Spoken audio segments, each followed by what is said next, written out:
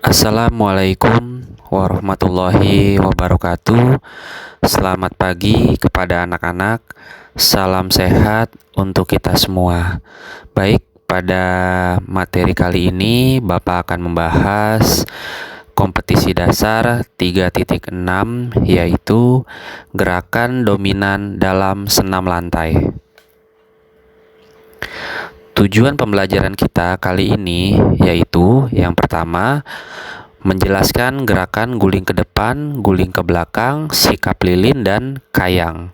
Yang kedua, menjelaskan variasi dan kombinasi rangkaian gerakan senam lantai. Yang ketiga, mempraktikkan gerakan guling ke depan, guling ke belakang, sikap lilin, dan kayang. Yang keempat, mempraktikkan variasi dan kombinasi rangkaian gerakan senam lantai. Untuk tujuan pembelajaran, di sini seharusnya hanya guling ke depan dan guling ke belakang saja. Tetapi melihat kita sedang belajar di rumah, untuk guling ke depan dan guling ke belakang menurut Bapak agak beresiko karena tidak ditemani oleh Bapak dalam melakukan gerakannya. Jadi Bapak menambahkan tujuan pembelajaran kali ini dengan dua gerakan lagi, yaitu sikap lilin dan kayang. Jadi untuk poin ketiga dan keempat, mempraktikkan gerakan guling ke depan, guling ke belakang, sikap lilin, dan kayang, Bapak akan menghapus gerakan guling ke depan dan guling ke belakang karena menurut Bapak itu sangat beresiko. Jadi untuk pengambilan nilai praktik, Bapak akan mengambil di sikap lilin dan kayang saja. Selanjutnya, pengertian senam lantai. Senam lantai adalah kegiatan olahraga yang cara gerakan dan bentuk latihannya dilakukan di lantai dengan menggunakan alas berupa matras.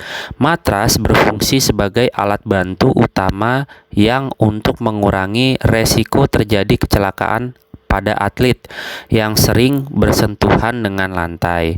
Gambar matras sudah Bapak lampirkan, kalian bisa lihat sendiri. Mungkin kalian selama di sekolah sudah mengenal juga apa itu matras, karena setiap kali untuk senam lantai Bapak suka menggunakan matras untuk melindungi atau mengurangi resiko terjadinya kecelakaan atau cedera. Selanjutnya, rangkaian gerak dominan bertumpu, tolakan, putaran, dan mendarat pada gerakan guling ke depan. Guling ke depan merupakan gerakan badan berguling ke depan melalui bagian belakang atau tengkuk. Ya, kalau misalkan kalian mau tahu, tengkuk itu adalah leher kalian bagian belakang. Bagian belakang tengkuk, pinggul, pinggang, dan panggul bagian belakang. Gerakan ini membutuhkan kelenturan otot, kekuatan otot, daya tahan tubuh, keseimbangan, dan kecepatan. Berikut gambarnya sudah Bapak lampirkan ya. Ini adalah gerakan guling ke depan. Selanjutnya, berikut adalah rangkaian gerak dominan bertumpu, tolakan, putaran, dan mendarat pada guling ke depan. Nah, ini adalah guling ke depan dengan awalan berdiri. Langkah-langkah gerakan guling ke depan dengan awalan berdiri adalah sebagai berikut ya. Kalian bisa lihat dari gambarnya. Urutannya juga sudah ada, Bapak sudah lampirkan ini semuanya dari buku.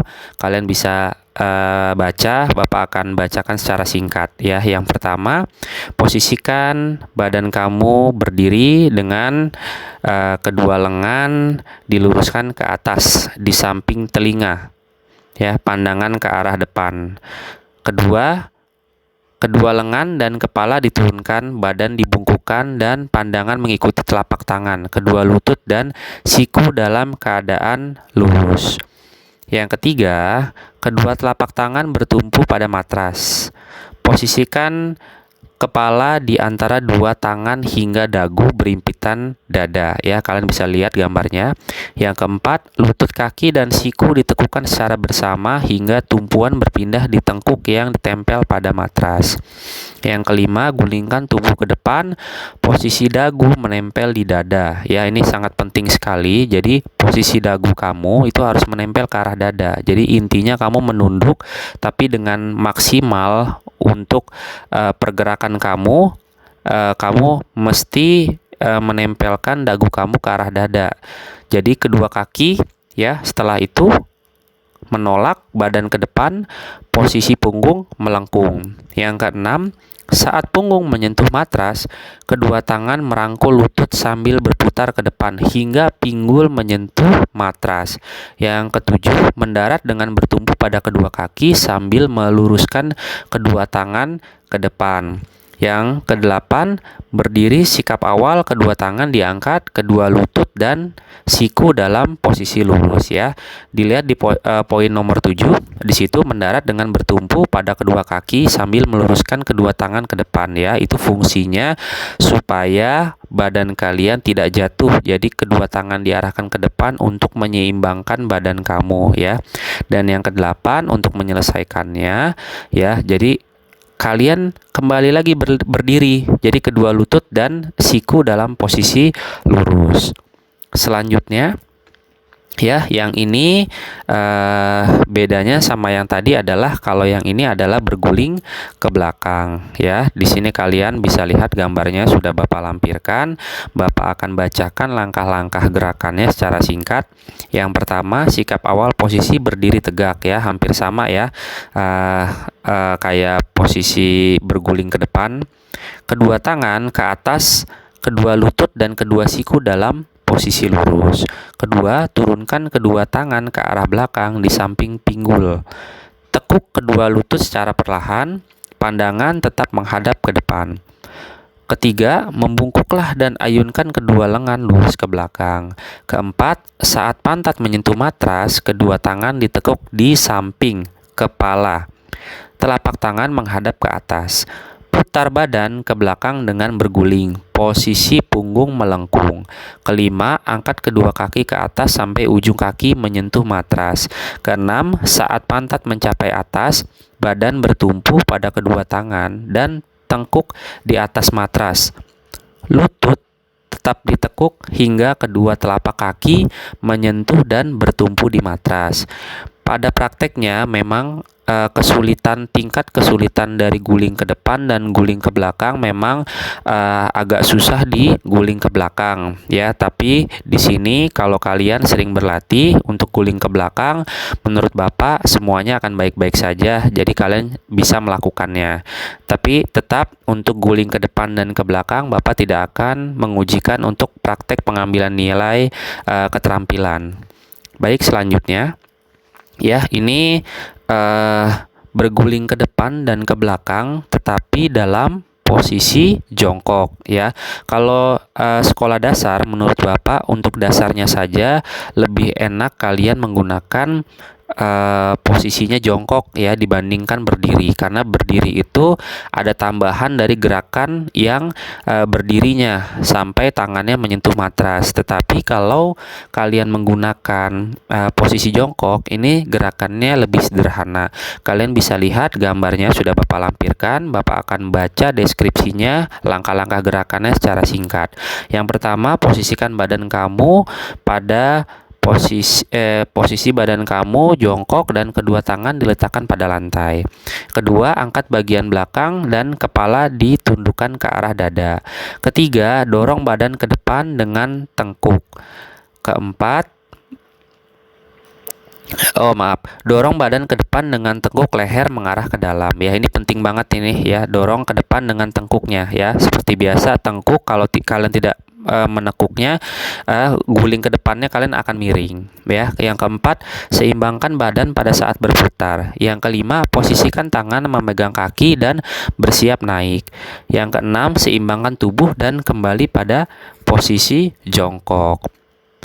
Selanjutnya ya, ini adalah guling ke belakang dengan sikap jongkok ya. Bapak akan bacakan secara singkat ya. Yang pertama, posisikan badan kamu pada posisi jongkok dan kedua tangan diletakkan di samping telinga ya, sambil dilihat gambarnya ya.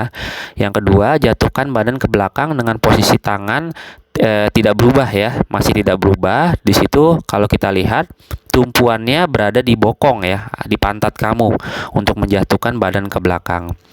Yang ketiga, dorong badan ke belakang dengan tengkuk leher mengarah ke dalam ya. Dilihat gambarnya lagi. Saat berputar seimbangkan badan ya, diseimbangkan tetap saat berputar, kalau tidak kalian akan jatuh ke kanan atau ke kiri. Yang keempat, setelah sempurna berputar, kaki yang pertama kali mendarat ya. Jadi yang pertama kali jatuh itu kedua kaki kamu ya, lalu seimbangkan badan ya. Kalian lihat di gambarnya. Dan yang kelima terakhir, posisikan kembali badan kamu pada posisi jongkok dan kedua tangan diletakkan di samping telinga. Selanjutnya adalah sikap kayang. Kayang adalah sikap membusur dengan posisi kaki dan tangan bertumpu pada matras dalam keadaan terbalik dengan meregang dan mengangkat perut dan panggul.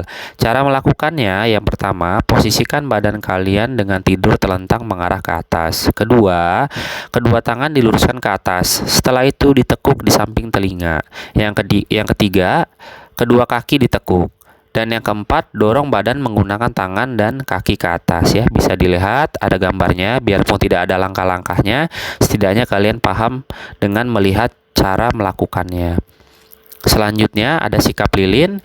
Gerakan sikap lilin merupakan sikap tidur telentang dengan kedua kaki diangkat ke atas bersama-sama dan pinggang ditopang dengan kedua tangan, lalu pundak tetap berada di lantai.